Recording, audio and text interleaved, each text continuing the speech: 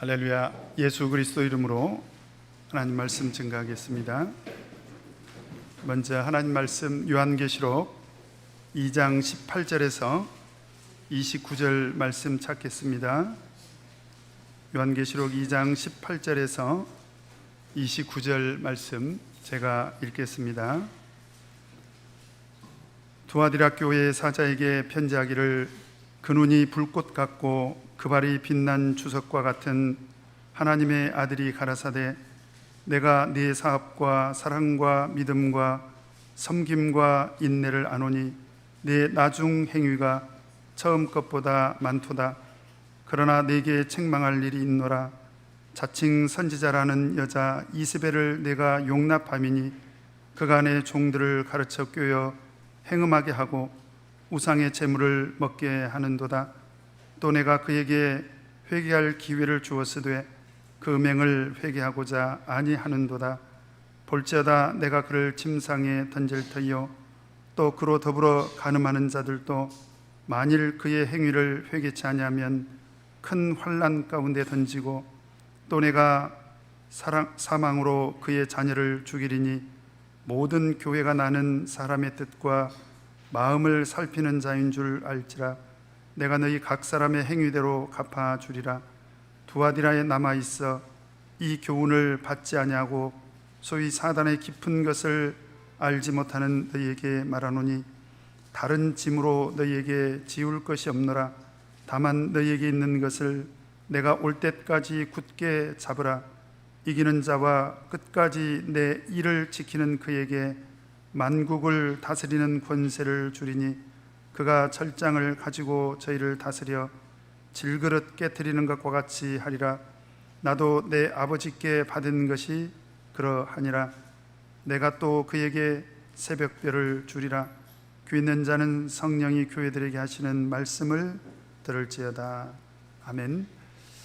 오늘 이 시간에는 두아디라 교회에 보내는 편지라는 말씀의 제목으로 같이 은혜를 나누도록 하겠습니다.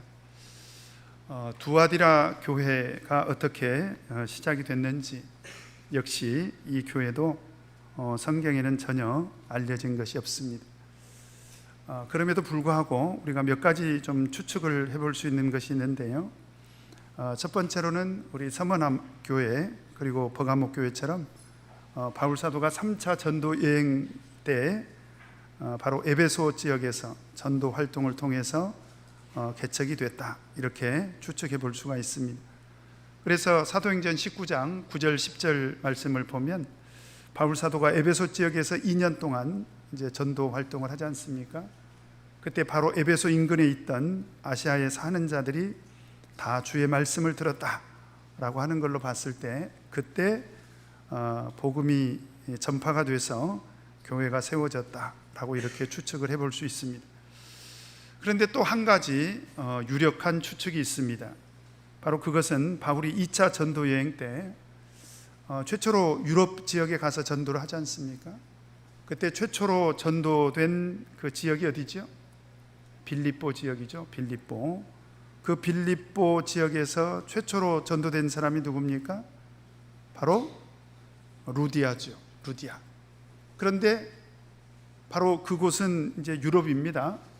유럽이고 이 두아디라는 아시아죠. 어떤 관계가 있느냐? 바로 사도행전 16장 14절에 보면 이 루디아라는 사람이 지금은 사업을 빌립보에서 하고 있지만 원래 그 사람은 어디 성 사람이라는 것입니까? 두아디라 성의 자주 장사로서, 그러니까 두아디라에 연고를 두고 있었던 그런 사람이다. 그리고 성경은 말이 없어요. 그럼 우리가 한번 추측을 해본다면 분명한 것은 이 루디아라는 이 여자는 두아디라가 연고지였다라는 거죠. 그럼 어떤 연고지냐? 거기에 집이 있었을까? 뭐 그랬을 수 있습니다. 아니면 거기가 고향이었을까? 그랬을 수도 있습니다. 그러니까 두아디라 성 출신이었을 수도 있다. 만약에 그곳이 고향이라면, 그녀의 고향이라면 거기가 바로 그녀의 친정이겠죠. 그러면 아무래도 더 자주 방문하지 않았겠습니까? 그러니까 빌립보 지역에서 전도가 된 이후에 두아디라 성을 자주 방문을 해서 연고지였으니까요. 그리고 가서 복음을 전해서 결국 두아디라의 교회가 세워졌다, 이렇게 우리가 추측을 해볼 수 있습니다. 어쨌든 이렇게 두 가지 가능성이 있지만 우리는 그 기원을 정확하게 알 수가 없습니다.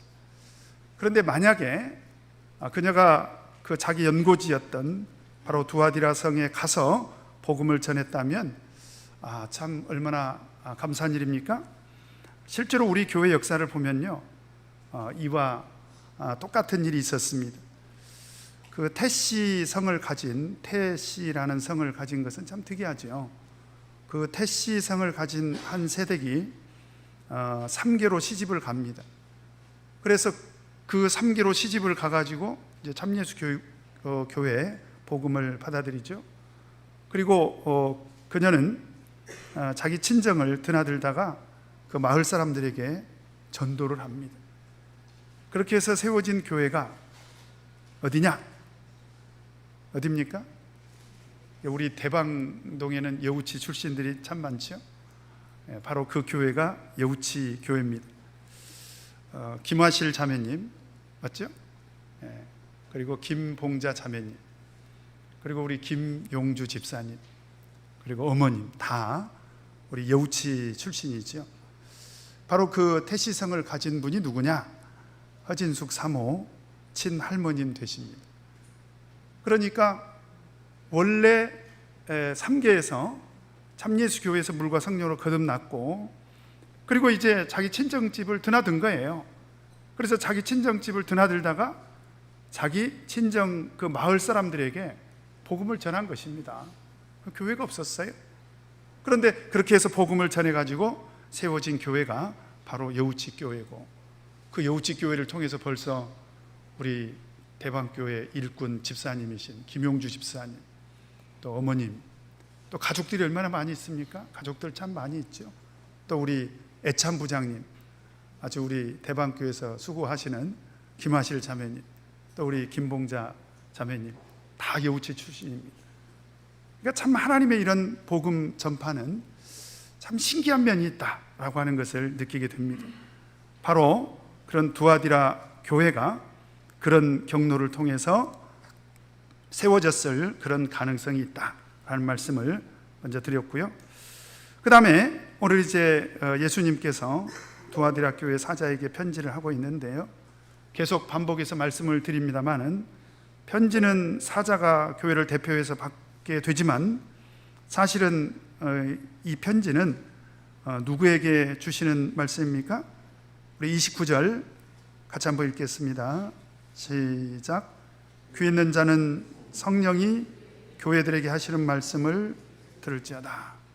그래서 오늘 이 말씀은요, 우리 두아디라 교회의 사자뿐만 아니라 두아디라 교회 모든 성도들, 그리고 시간과 공간을 초월해서 오늘 이 시대에 신앙생활하고 있는 우리 참교회 모든 성도들을 향한 성령의 말씀이기도 하다.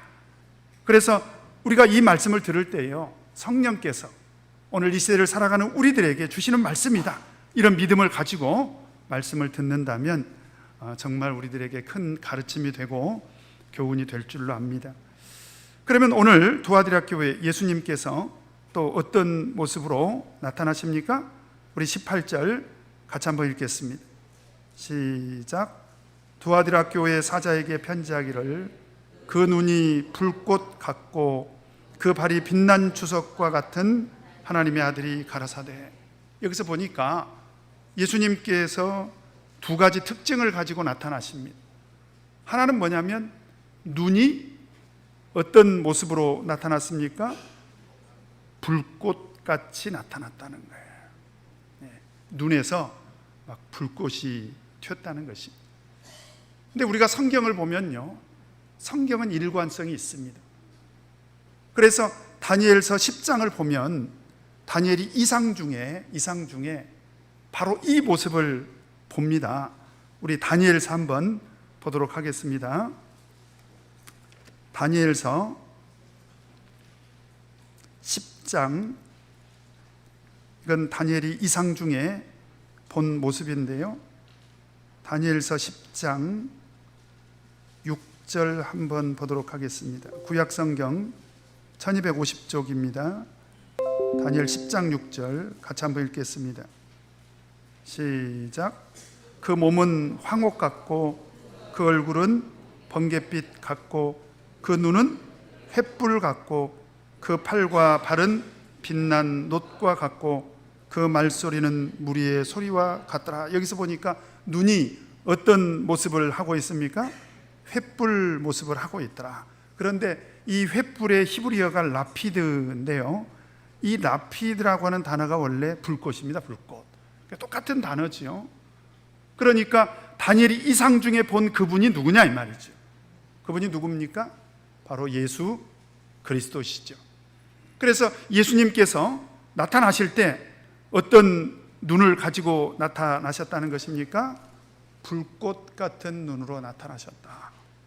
그러면 왜 불꽃 같은 그런 눈을 가지고 나타나셨는가? 여러분, 영적으로 우리가 생각을 해본다면 이 눈으로는 어떤 사물을 보지요?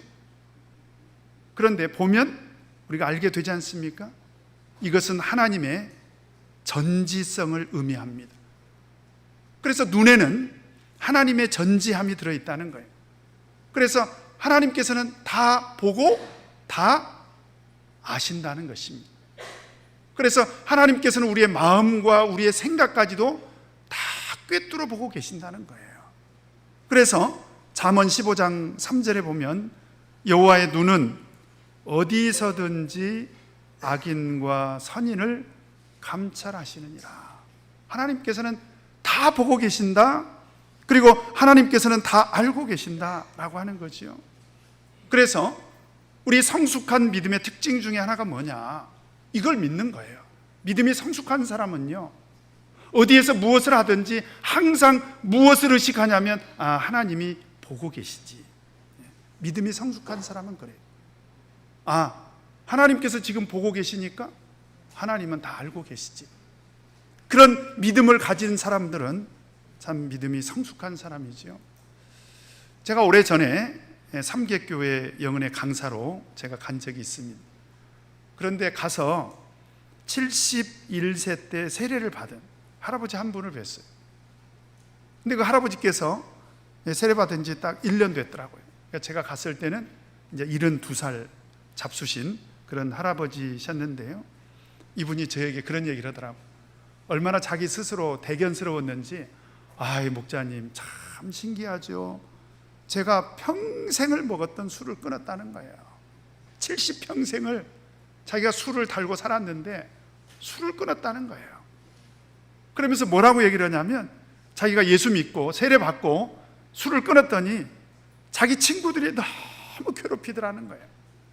그래서 가끔씩 식당에서 식사를 하면 막 친구들이 술을 먹이려고, 하여튼 갖은 수단과 방법을 안 가리고 계속 술을 먹이려고 하는데, 그때마다 하는 얘기가 뭐냐면, 이 사람아, 할망구 안 볼 때 한 잔이요. 무슨 얘기입니까? 할머니가 술 먹는 걸 싫어하니까 할머니 안 볼 때라도 술 한 잔 하면 되는 거 아니냐 이 말이에요. 그러면서 친구들이 계속 권하더래요. 그런데 그때마다 할아버지께서 뭐라고 말씀하셨느냐? 야, 이 사람들아, 할멈 눈은 속여도 하늘에 계신 하나님은 내가 속일 수가 없어. 이 사람들아, 하나님이 보고 계시는데 어떻게 내가 술을 먹겠는가? 그리고 거절을 했다는 거예요.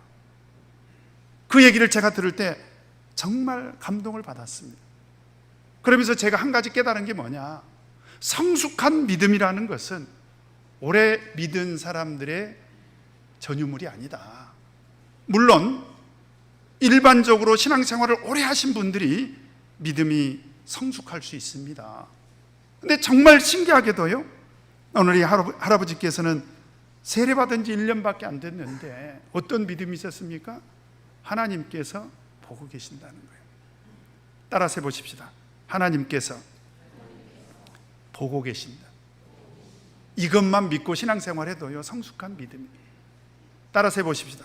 하나님께서 다 알고 계신다. 그걸 믿고 신앙생활을 해야 되는 거죠. 그래서 오늘 두아디라 교회에 예수님께서 나타나기를 불꽃 같은 눈으로 나타나신 거예요. 내가 다 보고 있다, 내가 다 알고 있다. 그래서 지금 계시록 2장 3장을 보면 예수님께서 계속 우리 에베소, 서머나, 버가모, 두아디라 교회 사자에게 편지하면서 그 편지의 내용이 무엇으로부터 시작을 하느냐? 내가 다 알고 있다는 거예요. 왜? 불꽃 같은 눈으로 다 보고 계시거든요. 그래서 우리가 신앙생활할 때 그런 믿음을 가지고 신앙생활을 하라는 것입니다. 그 다음에 두 번째, 어떤 모습을 가지고 나타나십니까? 18절로 돌아왔어요. 요한계시록 2장 18절로 돌아와서 두아디라 교회 사자에게 편지하기를 그 눈이 불꽃 같고 그 다음에 그 발이 빛난 주석과 같은 하나님의 아들이 가라사대. 예수님께서 어떤 모습으로 나타나십니까? 빛난 주석과도 같은 발을 가지고 나타나셨다. 아까 우리가 읽었던 다니엘 10장 6절에 똑같은 구절이 있죠. 그 눈은 횃불 같고 그 팔과 발은 빛난 뭣과 같다고 그랬습니까? 놋과 같다. 놋. 계시록에는 주석이죠. 근데 여러분 원어를 보면 이 주석이라는 단어가 구리, 놋을 의미하기도 합니다. 그러니까 성경은 일관성이 있죠. 다니엘이 이상 중에 봤던 바로 그분이 누구냐? 예수님이라는 거예요. 예수님. 수천 년 전에 다니엘이 이상 중에 봤던 바로 그분이 계시록 시대에 지금 요한에게 나타나서 그 모습으로 이렇게 보여주고 있는 거예요. 그래서 그 발이 빛난 주석과도 같더라. 그러면 이 주석과도 같은 발은 무엇을 상징하느냐? 제가 그때 요한계시록 1장 14절 15절 설명할 때 말씀을 드렸습니다. 이 발은 무엇을 상징한다고 했습니까? 힘을 상징한다고 했어요. 그래서 제가 우리 아동반들 좋아하는 마징가 젯, 요즘은 그런 거 없나요? 저희들 어린 시절에 마징가 젯 이런 만화 영화 있었잖아요. 그럼 마징가 젯이 나타나면 어떻게 나타나요? 막 하늘을 날아다니지 않습니까? 로봇인데. 그리고 공중에서 3회전 딱 하고 마지막에 땅에 탁 착지할 때 어떻게 착지를 합니까? 발로 땅을 밟을 때 어떻게 해요? 쿵 하고. 그건 뭐냐면 힘을 상징하는 거죠. 그러니까 예수님께서 그 발의 힘, 그 힘의 권능을 가지고 지금 나타나시는데, 그러면 왜 그런 모습으로 나타나시냐? 예수님께서 그런 모습으로 나타나신 이유가 있습니다. 그게 뭐냐? 반드시 공의롭게 심판하겠다라고 하는 것입니다. 그런 힘의 권능과 그런 힘의 권세로 반드시 예수님께서는 선악간에 심판하시겠다라고 하는 것입니다. 그런 하나님의 심판을 기억하라는 의미로 예수님께서 이제 그런 모습으로 나타나신 거죠. 그리고 나서 예수님께서 제일 먼저 칭찬을 하십니다. 이 두아디라 교회는 정말 예수님께로부터 칭찬받을 만한 그런 충분한 그런 칭찬거리들이 많았던 그런 교회입니다. 어떤 칭찬거리가 있었을까요? 우리 19절 같이 한번 읽겠습니다. 19절 같이 읽겠습니다. 시작. 내가 내 사업과 사랑과 믿음과 섬김과 인내를 아노니 내 나중 행위가 처음 것보다 많도다. 여기서 보니까 네 사업과 사랑과 믿음과 섬김과 인내를 내가 다 알고 있다. 몇 가지를 알고 있다는 것입니까? 몇 가지를 알고 있어요? 5가지를 다 알고 있다. 왜 이런 말씀을 하실까요? 그걸 잘 하고 있다는 거예요. 우리 두아디라 교회 성도들은 이런 사업 면에서, 그리고 사랑 면에서, 믿음 면에서, 섬김 면에서, 인내 면에서 아주 모범적인 그런 신앙생활을 하고 있다는 거예요. 그런데 동일하게 에베소, 서머나, 버가모 교회와 동일하게 예수님께서 내가 다 안다 이런 말씀을 하십니다. 이게 무슨 얘기입니까? 아까 제가 설명드렸죠? 예수님께서 다 보고 계신다는 거예요. 여러분, 그래서요, 우리가 교회에서 어떤 사업을 하든지, 그리고 우리가 어떤 사랑을 실천하든지, 믿음 생활을 하든지, 어떤 섬김을 실천하든지, 인내를 우리가 실천하든지, 항상 그때마다 누가 보고 계신다? 하나님이 보고 계신다. 그리고 하나님이 다 알고 계신다. 우리는 그런 믿음을 가져야 돼요. 그러면 여기서 사업이라는 게 뭐냐? 이 사업이라는 단어는 헬라어로 엘곤 그렇습니다. 엘곤. 그런데 이 사업은 바로 믿음의 사업을 말하는 거예요. 그런데 이 단어는요, 계시록 2장 2절부터 등장을 하는데, 계시록 2장 2절에 보면 내가 내 행위와 할 때 그 행위, 바로 그 행위가 엘곤입니다. 그리고 5절에도 보면 처음 행위를 가지라, 그것도 역시 엘곤입니다. 그리고 6절에 보면 니골라당의 행위를 미워하는도다, 이 행위도 역시 엘곤입니다. 이게 무슨 얘기냐? 우리가 행함이 없는 믿음은 죽은 믿음이라고 했죠. 그래서 우리가 믿음을 가지고 하는 모든 사업과 믿음의 행위를 다 엘곤이라고 하는 거예요. 그래서 우리 두아디라 교회 성도들은 정말 하나님을 위해서 하는 사업, 그리고 하나님을 위해서 하는 믿음의 모든 행위 면에서 굉장히 모범적이었다는 거예요. 모범적이었다. 뿐만 아니라 그 사업 면에서 뿐만 아니라 또 어떤 면에서도 모범적이었다는 것입니까? 사랑 면에서도 모범적이었다. 여기서 말하고 있는 사랑은 바로 그리스도의 사랑을 말하는 것입니다. 성경에서 이야기하고 있는 사랑은 하나님의 사랑이요, 그리스도의 사랑을 말하는 거예요. 그러면 그리스도의 사랑의 가장 큰 특징이 뭡니까? 우리 에베소서 한번 보도록 하겠습니다. 우리 그리스도의 사랑의 가장 큰 특징이 뭐냐? 우리 에베소서 5장 1절 2절.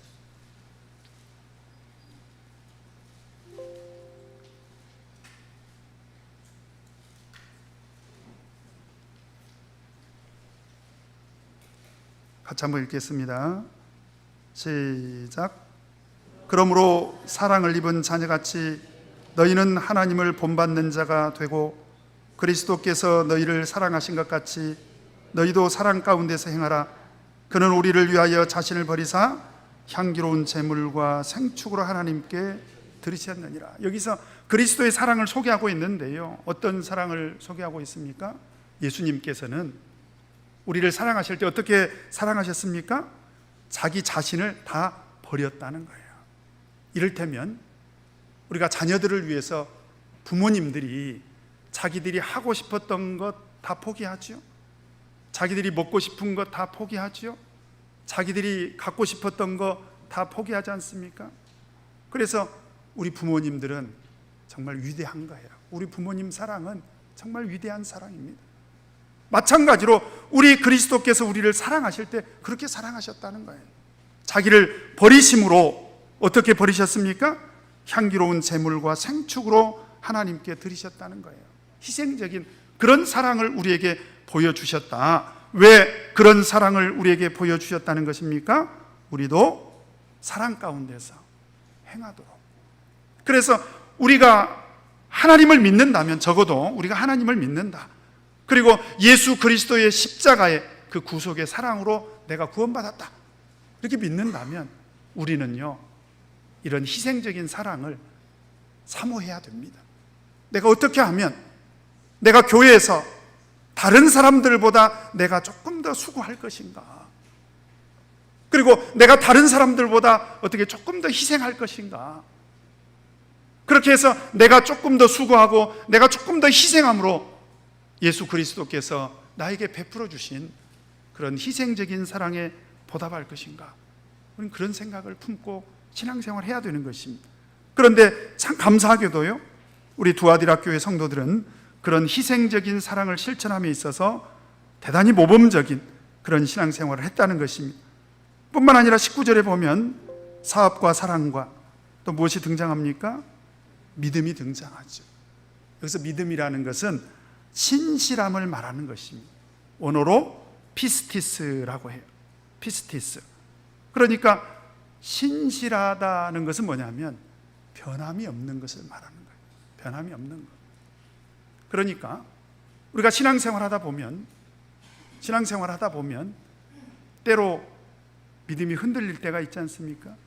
의심할 때도 있고, 또 어떤 분들은요, 물질적으로 어려움을 겪으면 믿음이 흔들려요. 또 어떤 분들은 육신적으로 병을 얻거나 육신적으로 고달픈 일이 생기면 또 믿음이 흔들려요. 그래서 물질적으로 어려워지거나 육신적으로 공고한 그런 일에, 그런 상태에 빠진 분들의 특징이 뭐냐? 교회 출석을 못해요. 그러면서 뭐라고 얘기하냐면, 아유 목자님 제 형편아시잖아요. 제가 좀 너무 힘들다는 거예요. 근데 제가 생각할 때는 원래 믿음의 특징이 뭐냐? 신실함이거든요. 그러니까 사실은 물질적으로 힘들수록 주님 앞에 더 신실한 믿음을 가지고 나와야 되는데, 그죠? 그리고 오히려 육신적으로 우리가 어떤 병을 가지고 있고 공고함 속에 있으면 더 우리 주님 앞에 나와야 될 텐데, 그렇지 못하면 안타깝지 않습니까? 그런데 우리 두아디라 교회 성도들은 그런 상황 속에서도 변함없이 흔들리지 않는 그런 신실한 믿음을 가지고 신앙생활을 했다라고 하는 것입니다. 아주 모범적인 그런 신앙생활을 한 거죠. 그 다음에 네 번째로 어떤 면에서 모범을 보였다는 것입니까? 섬김 면에서. 여기서 섬김이라고 하는 것은 디아코니아를 말하는 것입니다. 봉사를 말하는 거예요. 봉사. 그러니까 우리 두아디라 교회 성도들은요, 봉사를 즐거워했습니다. 교회 오면 발가도 붙이고, 어디를 봉사하지? 화장실을 청소할까? 주방을 정리할까? 예배당을 쓸고 닦을까? 막 견딜 수가 없는 거예요. 왜 그렇습니까? 여러분, 예수님께서 우리에게 가르쳐준 이 봉사의 정신이 뭐예요? 섬김이지 않습니까? 예수님께서 세상 권세자들은 권세를 부린다고 했지 않습니까? 무슨 얘기냐면, 청소는 너희들이 해. 자기는 높은 지위를 가지고 있으니까. 그런데 예수님께서 뭐라고 말씀하셨습니까? 너희는 그래서는 안 된다는 거예요. 그러면서 예수님께서 나 봐라. 나는 세상에 올 때부터 섬김을 받으려 온 것이 아니라 도리어 섬기려 하고 내 목숨을 많은 사람을 위한 대속물로 주려고 왔지 않느냐. 만왕의 왕이신 예수님께서 높고 귀한 하늘 보좌를 버리시고 세상에 오셔서 온 인류를 위해서 이렇게 섬겼거늘 우리는 우리 주님을 위해서, 교회를 위해서 마땅히 섬겨야 되지 않겠습니까? 여러분, 그래서 봉사는요, 정말 즐거운 마음으로 해야 되는 것입니다. 어떻게 생각해 보면요, 저는 그런 생각이 좀 들어요. 봉사는 훔쳐서라도 해야 된다. 여러분, 우리가 봉사한 것을 지금 오늘 하나님께서 뭐라고 말씀하십니까? 예수님께서 뭐라고 말씀하시죠? 내가 다 안다는 거예요. 대방교회를 위해서 그동안에 누가 얼마나 많이 수고했는지 다 예수님께서 보고 계신다는 거예요. 아니, 우리 하나님께서 알아주시고 우리 예수님께서 지금 보고 계시는데, 여러분, 팔가도 붙이고 정말 즐거운 마음으로 봉사하는 거 얼마나 귀한 일입니까? 그리고 하나님께서 그냥 알고만 계시겠습니까? 아니면 마지막 우리가 하늘나라 갔을 때 상을 주시겠습니까? 정말로 믿으십니까? 하나님께서 상 주신다는 걸 믿으세요? 그렇다면 여러분, 즐거운 마음으로 꼭 봉사를 하시길 바랍니다. 바로 우리 두아디라 교회 성도들은 그런 봉사에 섬김의 모범을 보였던 그런 교회다라고 하는 것입니다. 그 다음에 다섯 번째로 어떤 면에서 모범을 보였다는 것입니까? 인내 면에서 모범을 보였다는 거예요. 그런데 인내라는 단어가요, 헬라어로 보면 휘포모네 그러는데 그 뜻이 참 재미있습니다. 인내는 인내인데 뭐라고 헬라어 그 사전에 되어 있냐면 즐거운 인내, 그 다음에 희망찬 인내, 이렇게 되어 있습니다. 여러분, 이게 좀 어울립니까? 여러분, 병원에 가서 혹시 주사 맞아보셨어요? 병원에 가서 애들 주사 맞으면 애들이 어떻게 해요? 애들이 어떻게 해요? 예? 얼굴이 새파래집니다. 간호사들이 주사를 들고 오면 자기를 죽이려고 달라드는 것처럼 얼굴이 새파래져가지고 막 벌써 그 간호사가 주사기 바늘만 꽂으려고 해도 막 울어버리잖아요. 그래도 그래도 병을 나아야 되니까 막 참죠. 근데 울죠. 어떤 애기들이 신난다, 즐겁다 그러면서 참고 견디는 사람이 어디 있어요? 원래부터 인내라는 것은 고통스러운 것입니다. 그런데 오늘 우리 두아디라 교회 성도들은 그 인내를 어떻게 맞이했느냐? 즐겁게 맞이했다는 거예요. 그리고 희망 속에서 그 인내를 맞이했다는 것입니다. 도대체 그들은 어떤 생각을 가지고 인내했을까요? 여기에 비밀이 있습니다. 우리 로마서 같이 한번 보도록 하겠습니다. 우리 제대로 된 이 복음적인 신앙을 가진 사람들은요, 인내 속에서도 즐거움이 있습니다. 인내 속에서도 소망이 있어요. 우리 로마서 5장 1절부터 5절까지 자고 한 구절씩 나눠서 읽겠습니다. 제가 먼저 1절 읽겠습니다. 그러므로 우리가 믿음으로 의롭다 하심을 얻었은즉 우리 주 예수 그리스도로 말미암아 하나님으로 더불어 화평을 누리자.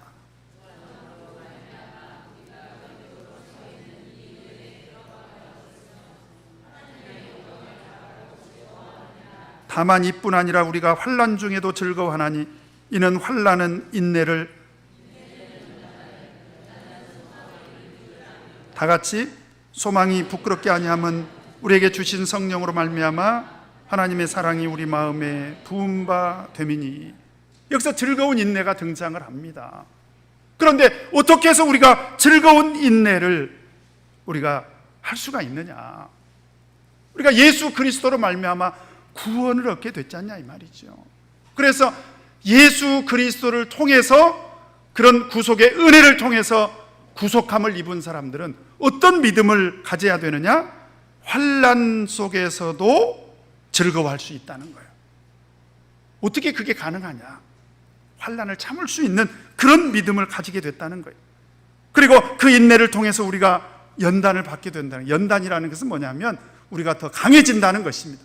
그 환난을 인내함으로 인해서 우리가 더 강한 그런 믿음의 사람이 돼서 그런 연단을 통해서 결국은 무엇이 성취되더라? 소망이 이루어지더라는 거예요. 근데 세상 사람들은 그런 소망을 이해를 해요, 못해요? 못하지요. 근데 우리는 그런 소망이 있기 때문에 그런 환난 속에서도 즐거워할 수 있다는 거예요. 그러면서 바울 사도는 무슨 얘기를 하느냐? 이 소망이 전혀 부끄러운 것이 아니라는 거예요. 한번 생각해 보세요.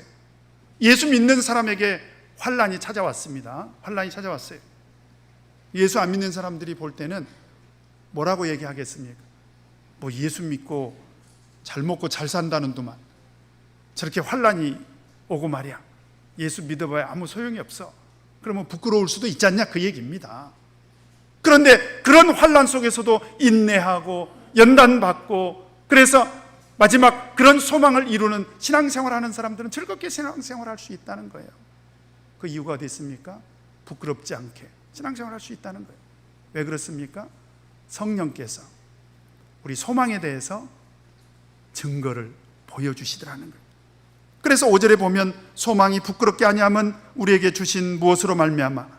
성령으로 말미암아 하나님의 사랑이 우리 마음에 부은 바 됨이니. 하나님께서 우리에게 주신 그 소망을 반드시 성취해 주실 것이다라고 하는 확신을 무엇을 통해서 증거로 보여주셨느냐?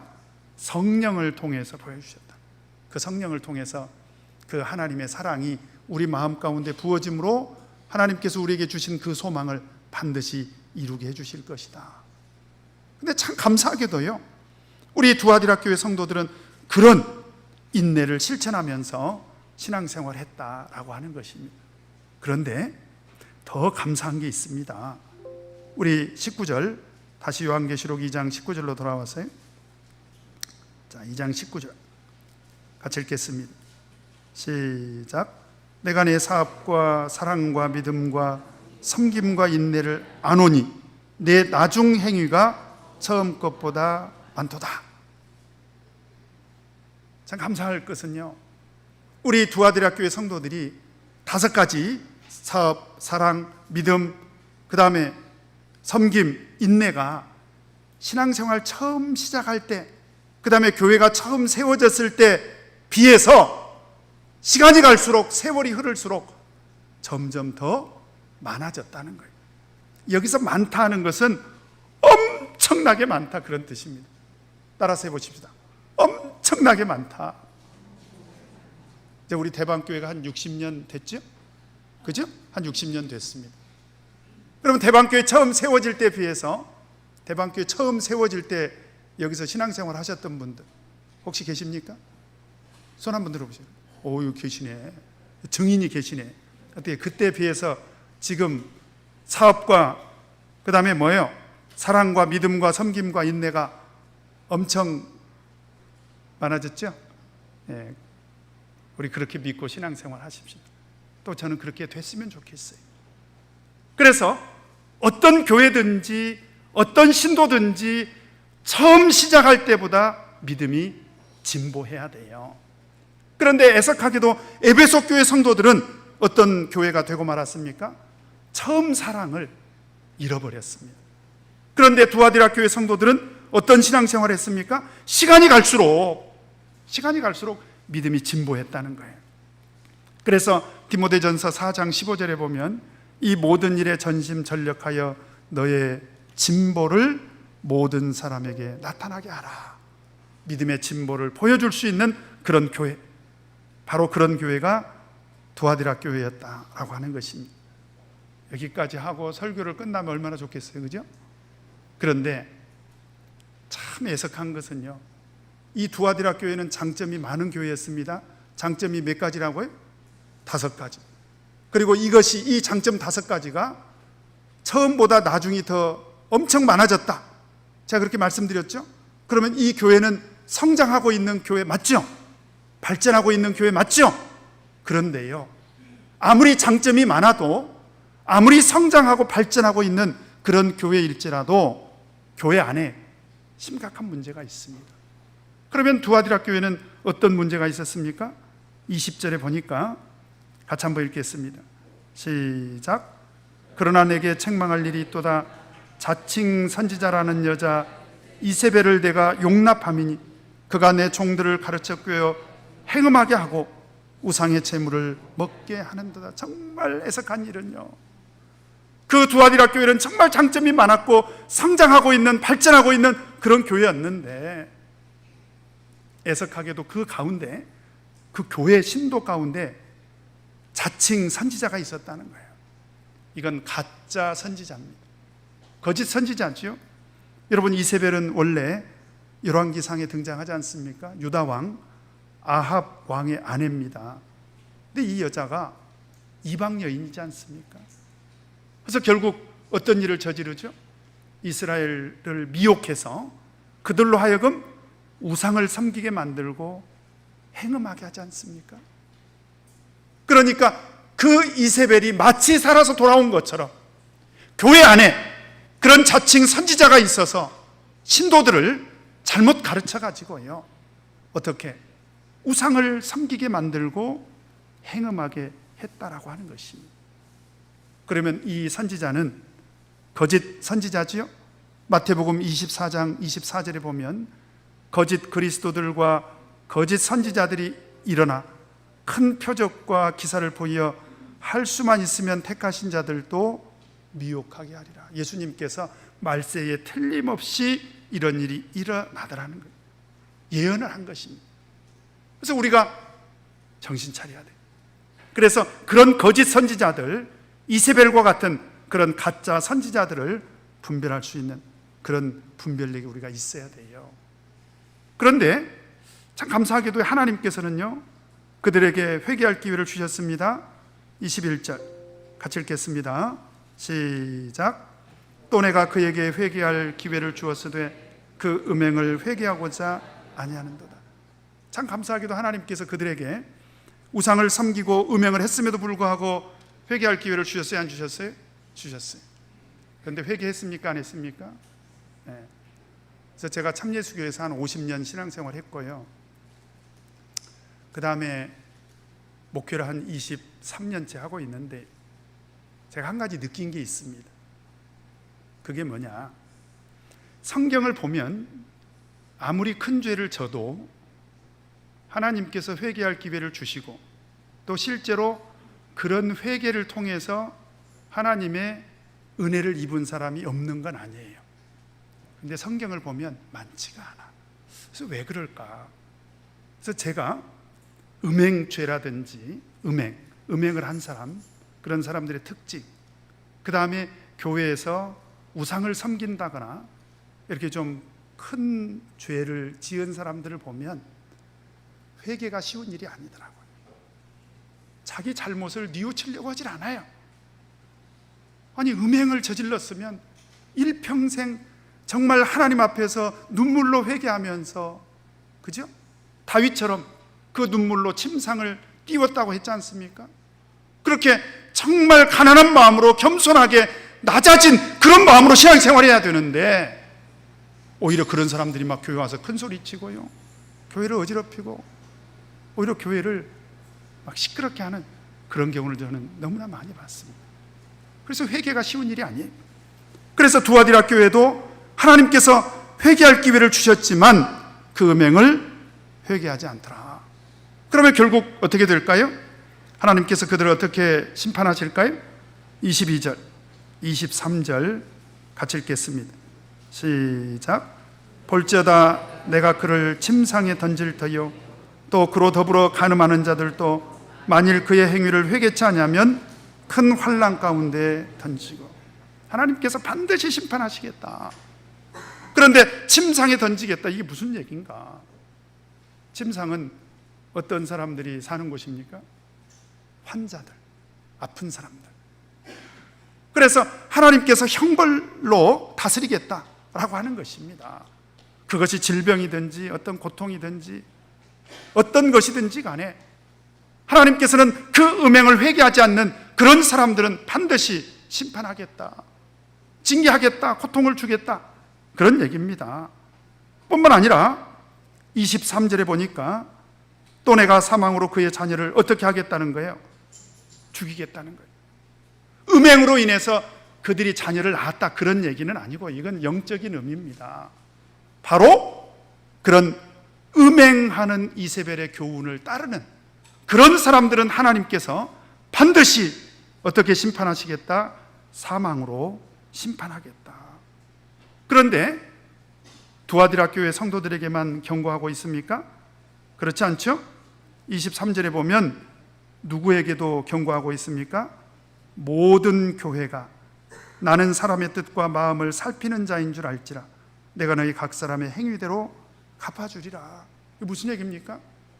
이 경고는 누가 들으라는 거예요?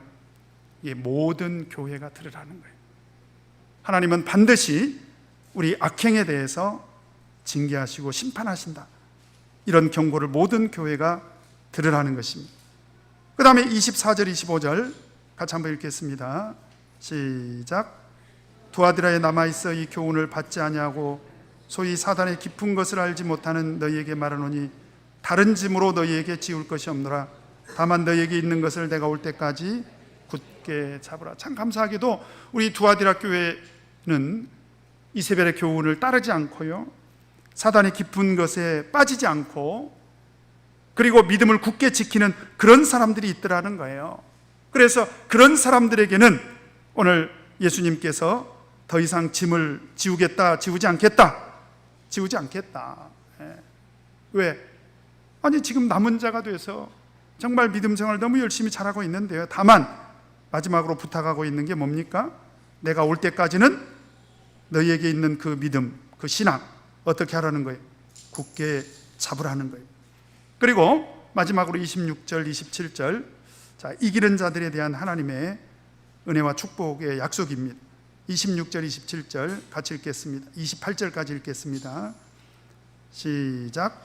이기는 자와 끝까지 내 일을 지키는 그에게 만국을 다스리는 권세를 주리니 그가 철장을 가지고 저희를 다스려 질그릇 깨트리는 것과 같이 하리라.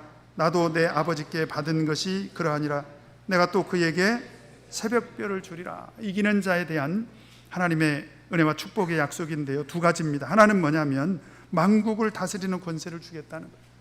그 다음에 또 하나는 새벽별을 주겠다. 그러면 만국을 다스리는 권세는 뭐냐? 여기서 만국이라는 단어는 헬라어로 에드노스라고 하는데요, 계시록 안에서 만국은 여러 가지 의미로 쓰였습니다. 여러 가지 의미, 말 그대로 만국, 이 세상의 모든 나라를 의미하기도 하지만 여기서는 어떤 뜻으로 쓰였느냐, 우리 계시록 11장을 빨리 한번 찾아보도록 하겠습니다. 계시록 11장 2절 같이 한번 읽겠습니다. 시작. 성전 밖 마당은 청량하지 말고 그냥 두라. 이것을 이방인에게 주었은즉 저희가 거룩한 성을 42달 동안 짓밟으려. 여기서 이방인이 등장하죠. 바로 이 이방인이 똑같이 원어로 에드노스입니다. 똑같은 단어로 쓰였어요.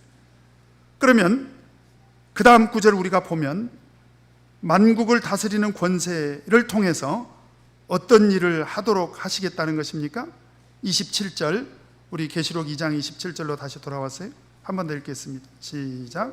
그가 철장을 가지고 저희를 다스려 질그릇 깨트리는 것과 같이 하리라.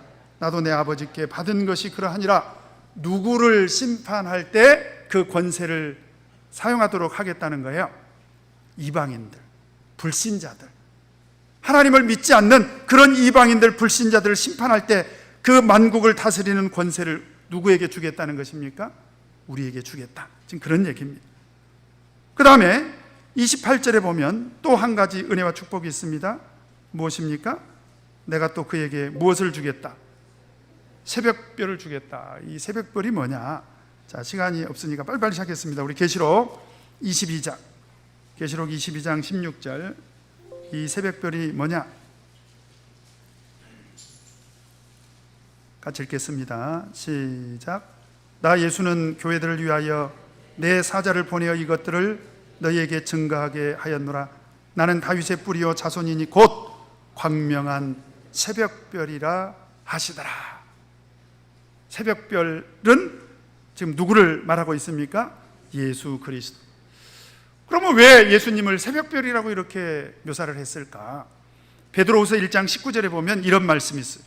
또 우리에게 더 확실한 예언이 있어 어두운 데 비추는 등불과 같으니 날이 새어 샛별이 너희 마음에 떠오르기까지 너희가 이것을 주의하는 것이 가하니라. 무슨 얘기냐면 예수 그리스도를 통해서만이 우리가 진리를 깨달을 수 있고 예수 그리스도를 통해서만이 구원을 받을 수 있고, 그래서 예수 그리스도께서 장차 이 세상에 오심으로 우리를 구원하신다라는 그런 의미가 들어있는 것입니다. 예수님은 어둠을 물리쳐 주시고 마치 새벽별처럼, 새벽에 별이 뜨면 결국은 어둠이 물러가지 않습니까? 그죠? 무슨 얘기냐면 새벽별이 뜨게 되면 어둠이 물러가는 것처럼 이제 예수 그리스도께서 장차 새벽별로 오시겠다는 거예요. 그래서 이 말씀은 바로 예수 그리스도의 재림의 영광에 참여할 수 있도록 해주겠다라고 하는 그런 은혜와 축복인 것입니다. 그리고 마지막으로 이제 순서를 바꿨죠. 에베소, 서머나, 버가목 교회는 귀 있는 자는 성령이 교회들에게 하시는 말씀을 들을지어다 하고 이기는 자는 이렇게 약속을 했는데, 오늘 마지막으로 같이 한번 읽겠습니다. 29절 시작. 귀 있는 자는 성령이 교회들에게 하시는 말씀을 들을지어다. 잘 들으셨습니까? 성령이 교회들에게 하시는 말씀으로 들으셨습니까? 성령이 교회들에게 하시는 말씀으로 들으시는 분들이 복이 있습니다. 그래서 오늘 주시는 이 말씀 우리 마음속에 새기고 우리 다 같이 기도 바로 하도록 하겠습니다. 시간이 많이 지났기 때문에 같이 기도하겠습니다.